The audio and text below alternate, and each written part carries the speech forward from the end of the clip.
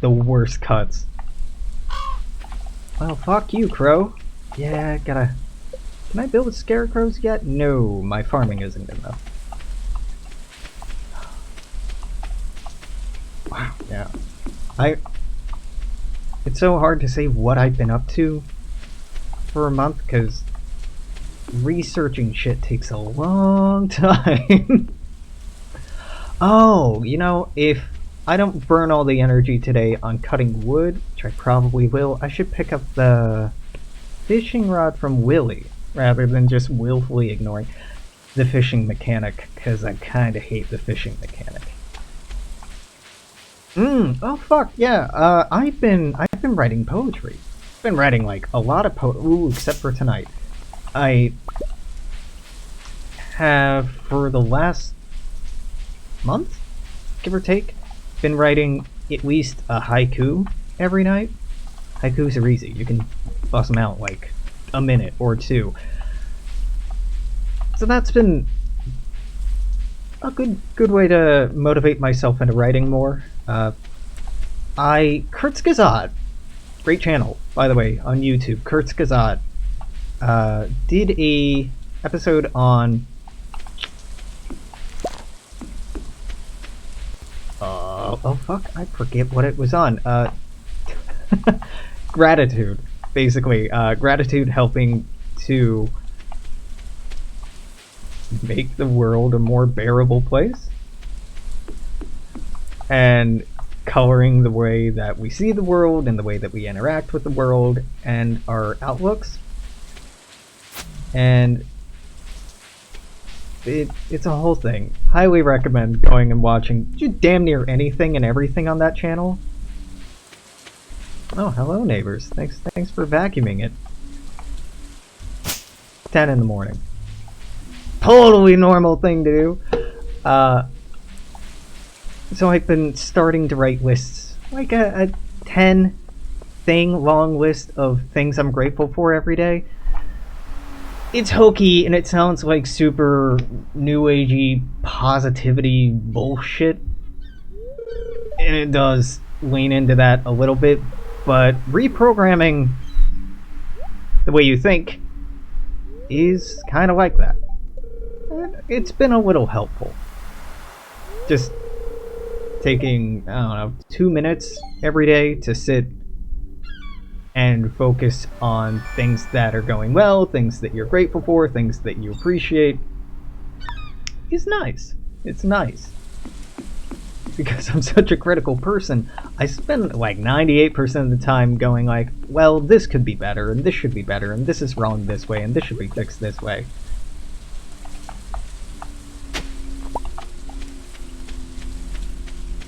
Yeah. Well, there's a lot of validity to that in trying to grow a like medicinal herbal garden. And there's a lot of I should say, a lot of really good varieties of plants out here. In my last apartment, my previous partner was crazy allergic to mosquitoes. They drove her insane. So all of the plants that I was growing at the time were all mosquito repellent. So chamomile, certain kinds of lavender. Oh god, there were like 4 or 5 other varieties too. That was super nice. I still have some chamomile tea. It's a really good feeling to have plants or fruit or vegetables that you grew yourself and have it around. It's kind of nice. Like, oh, I did that. You didn't, really. You didn't grow the fruit, but you helped a plant do that, and that's a cool feeling. Yeah, I mean,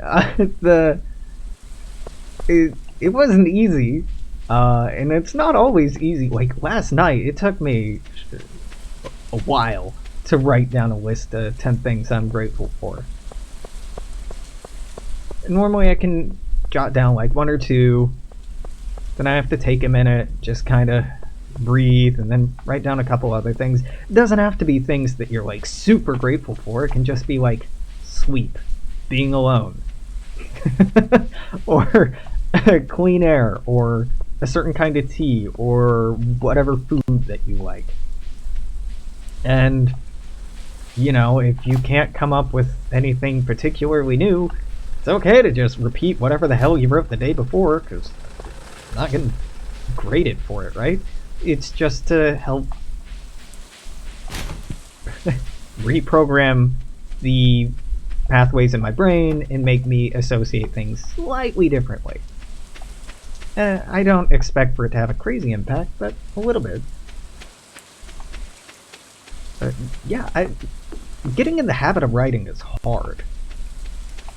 I love writing and storytelling and poetry, but I mean, during my last relationship, I went years without writing much of anything, which is a shame because before that I was in the habit of writing something every day.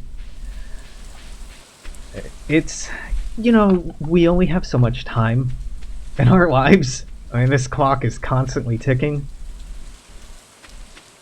And it's easy to have a lot of things that we like, but you only ever have the time and the energy and money to do certain things.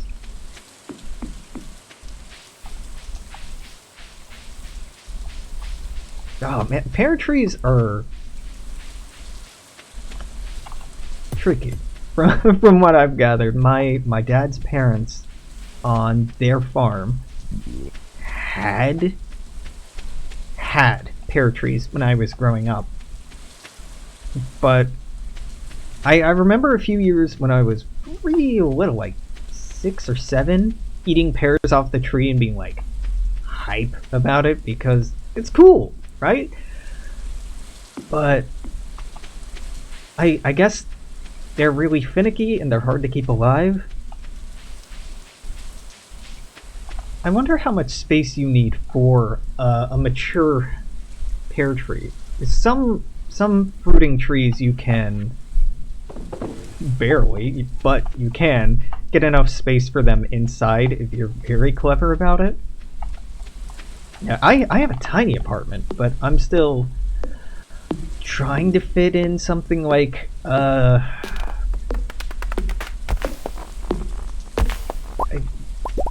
short-term 50 plants. Long-term, I'd like to have like 200 individual plants in here. I'd like a small greenhouse. I have no illusions about ever owning land or being able to afford anything more grand. I'm pretty content with. Yeah, it's hard to motivate yourself to write anything, so if something moves you, do it. And inevitably, if you reach the point where you get burnout on it and kind of need to walk away for a while or take a break from it or just stop doing it completely, that's okay too. Just because you start on a project doesn't mean you have to finish the project. Yeah, it might be more rewarding if you finish the project, but also, like, who gives a fuck? It's your time. If it was satisfying and exciting while you were doing it, great. Right? And if it stops being rewarding, then you can stop doing it. Yeah, I really like, if I had to choose between cats and dogs, I'd absolutely pick cats. Which is a shame that I like plants so much, because so do cats. I think most of my plants are not toxic to cats. Most. But I think I have a couple that I'd have to either hang from the ceiling or get rid of if I were to get a cat. And honestly, I don't really want to get a cat or a dog or anything even vaguely sentient.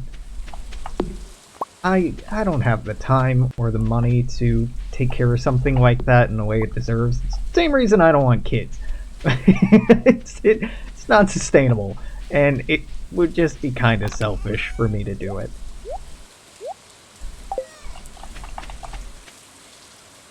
Yeah, I hear a lot of complaints from folks about cats destroying their plants, and yeah, I've had cats off and on for most of my life.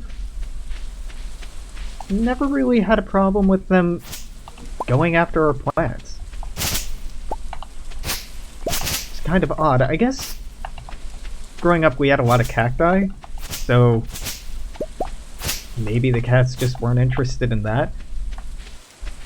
It probably, I mean, it definitely has to depend on the type of plant and how it smells to the cat, I guess. I don't know. I really am outside of my area of expertise with that. Oh. Yeah, I have done nothing for the holidays. It's been so nice. Thanksgiving, I worked. Everybody else was freaking out about going here and doing this, and I just sat at a desk while everybody else was out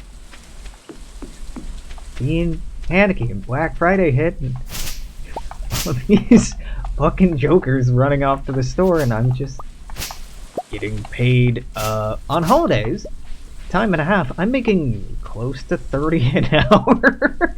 So I'm pretty content to just chill behind a desk, do very little, and enjoy not having to engage with society. It doesn't sound particularly uplifting, but it's cathartic in its own way.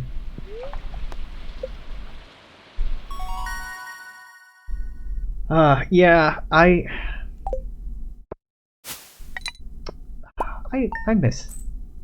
Some days I miss having cats. Some days I'm so glad to just not have to worry about anything except for myself. And I guess my plants too. But some days I miss them.